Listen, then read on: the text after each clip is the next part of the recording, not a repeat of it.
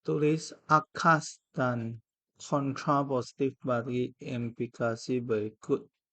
So, kalau kita ada statement, dia adalah if P then Q. Converse, iaitu akas, ialah if Q then P. Okay, lepas tu kita ada inverse, if not P then not Q. Contrapositive, if not Q then not P. So P dia ialah X sama dengan 4. Q dia ialah 2X tolak 3 sama dengan 5. So dia punya converse, okay, ialah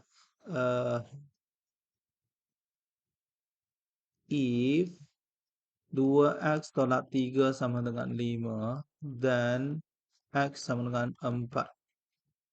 Yang kontrapositif ini, okay, so depan belakang dia tukar dan dia kena tukar jadi not. So if ini bukan, then bukan. Okay.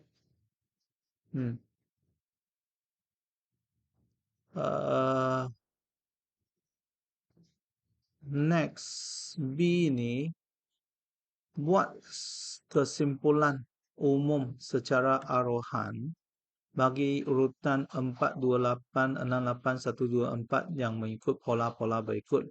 8 semua sama, 8. 1, 2, 3, 4 itu ialah n square, semua square, tolak 4. Lepas tu n ialah 1, 2, 3 dan seterusnya. Okay. So, ini ialah tingkatan 4 bab 3. Okay. Mathematical reasoning.